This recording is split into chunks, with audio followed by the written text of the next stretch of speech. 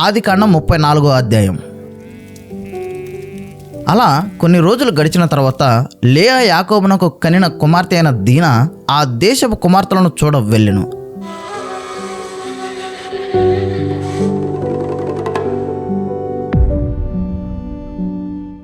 ఆ దేశమును నేలిన హవ్యుడైన హామోరు కుమారుడకు షెకెము ఆమెను చూచి ఆమెను పట్టుకొని ఆమెతో శయనించి ఆమెను అవమానపరిచెను.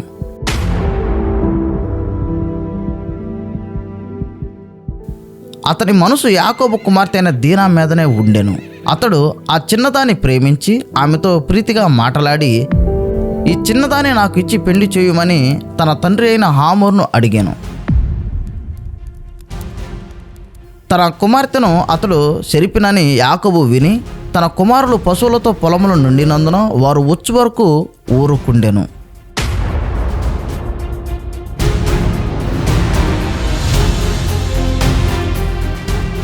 షెకెము తండ్రి యొక్క హామోరు యాకోబుతో మాట్లాడుటకు అతని యొద్దకు వచ్చెను. యాకోబు కుమారులు ఆ సంగతి విని పొలములో నుండి వచ్చిరి. అతడు యాకోబు కుమార్తెతో శయనించి ఇశ్రాయేలుల జనములో అవమానకరమైన కార్యము చేసెను. అది చెయ్యరాని పని గనుక ఆ మనుషులు సంతాపము పొందిరి. వారికి మిగులు కోపము వచ్చెను.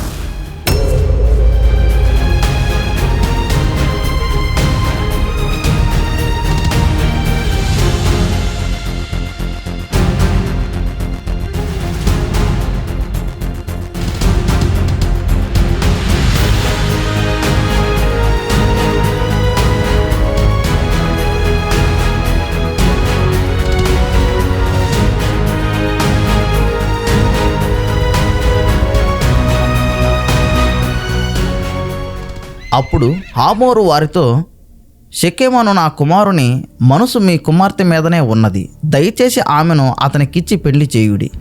మీ పిల్లలను మాకిచ్చి మా పిల్లలను మీరు పుచ్చుకొని మాతో 1000 మంది మా మధ్య నివసించుడి. ఈ దేశము మీ ఎదుట ఉన్నది. ఇందులో మీరు నివసించి వ్యాపారం చేసి ఆస్తి సంపాదించుకునుడని చెప్పాను. మరియు షెకెము, మీ కటాక్షము నా మీద రానియుడి. మీరేమి అడుగుదురో అది ఇచ్చేదను. ఓలియు కట్నమును ఎంతైనను అడుగుడి, మీరు అడిగినంత ఇచ్చిదను. మీరు ఆ చిన్నదాన్ని నాకు ఇయుడని ఆమె తండ్రితోనూ ఆమె సహోదరులతోనూ చెప్పాను.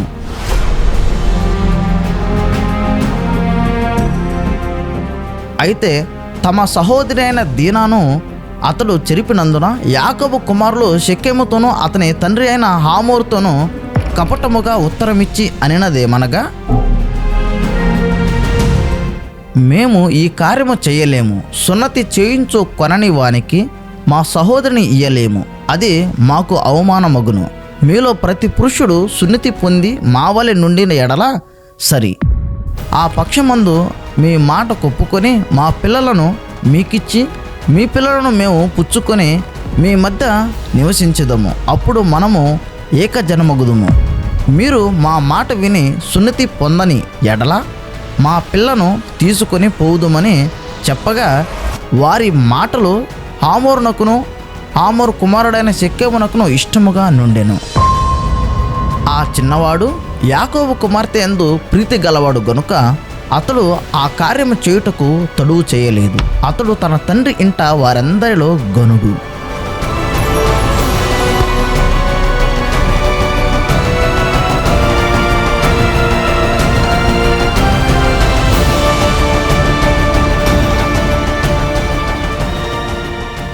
హామోరును అతని కుమారుడైన షెకెమును తమ ఊరి గవని యొద్దకు వచ్చి తమ ఊరి జనులతో మాట్లాడుచు, ఈ మనుషులు మనతో సమాధానముగా నున్నారు గనుక వారిని ఈ దేశమందు ఉండనిచ్చి ఇందులో వ్యాపారము చేయనీయుడి.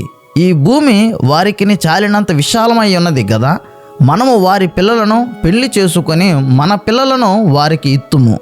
అయితే ఒకటి, ఆ మనుషులు సున్నతి పొందినట్లు మనలో ప్రతి పురుషుడును సున్నతి పొందిన ఎడలనే మన మాటకు వారు ఒప్పుకొని మనలో నివసించి ఏకజనముగా నుందురు.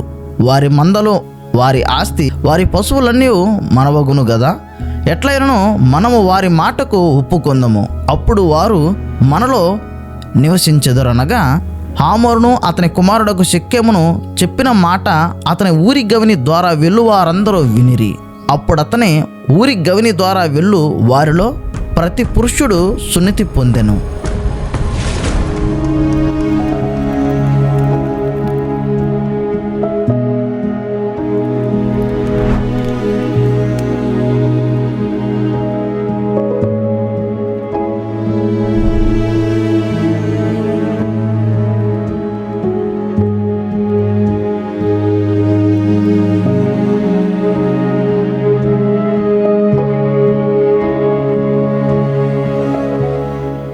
మూడవ దినమున వారు బాధపడుచుండగా యాకోబు కుమారులలో నిద్దరు అనగా దీనా సహోదరులైన సిమ్మోనును లేవియు తమ కత్తులు చేత పట్టుకొని ఎవరికి తెలియకుండా ఆ ఊరి మీద పడి ప్రతి పురుషుని చంపిరి. వారు హామోరును అతని కుమారుడైన షెకెమును కత్తివాత చేత చంపి షెకెము ఇంటి నుండి దీనను తీసుకొని వెళ్ళిపోయిరి.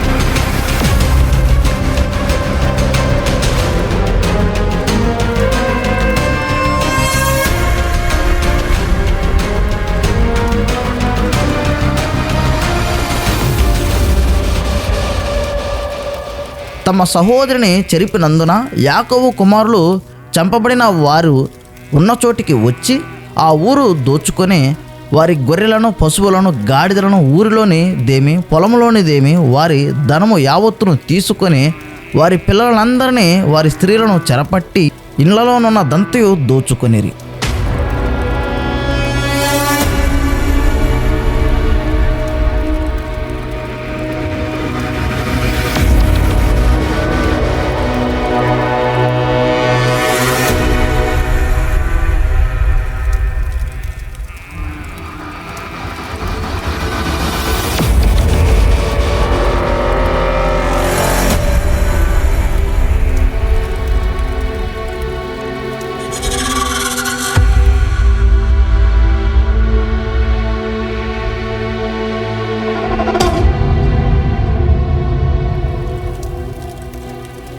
అప్పుడు యాకోబు సిమ్మోనును లేవిని చూచి, మీరు నన్ను బాధపెట్టి ఈ దేశ నివాసులైన కానానీయులలోను పెరిజ్జీయులలోను అశ్వినిగా చేసితిరి.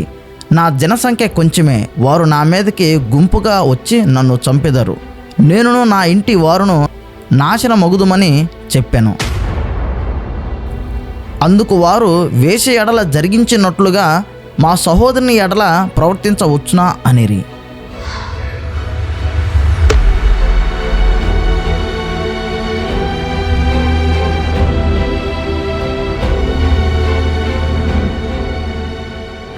ముగింపు.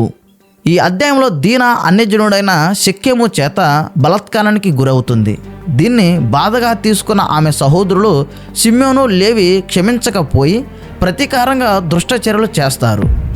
వారు షెకెము మరియు అతని ప్రజలను మోసం చేసి వారిని నాశనం చేస్తారు. ఇది యాకోబు మనసును కలవరపరిచింది.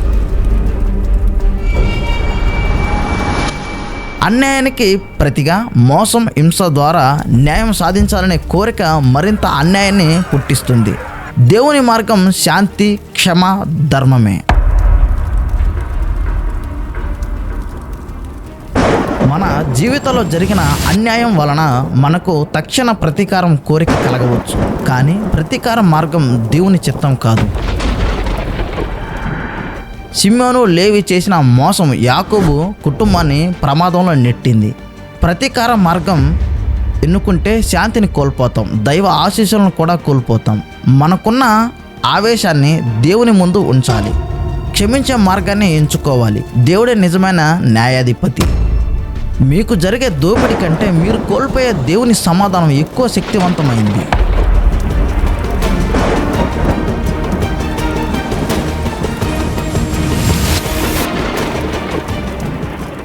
సందేశం: న్యాయం మరియు క్షమాపణ మధ్య సరిహద్దులు ఎప్పుడూ స్పష్టంగా ఉండాలి. ప్రతి చర్యకు అనుగుణంగా పరిణామాలు ఉంటాయి. క్షమ లేకుండా చేసిన ప్రతీకారం న్యాయంగా కనిపించవచ్చు, కానీ అది దేవుని మనసును దుఃఖిస్తుంది.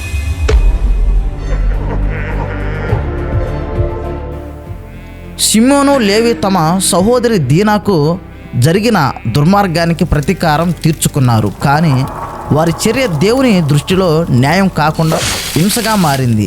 ఇది మనకు ఒక గొప్ప పాఠం. అన్యాయం ఎదురైనా మన చర్యలు ధర్మవంతంగా ఉండాలి. మన స్పందన దేవుని మార్గాన్ని ప్రతిబింబించాలి. క్షమ పంచే హృదయం దేవుని సమీపానికి నడిపిస్తుంది, ప్రతీకారం కాదు. క్షమనే నిజమైన శక్తి. ధర్మమునకు ఎదురైన దాడికి దేవుడే న్యాయం తీర్చేవాడు. వేగంగా ప్రతీకారం తీర్చడం కన్నా క్షమించడంలో దివ్యబుద్ధి ఉంది.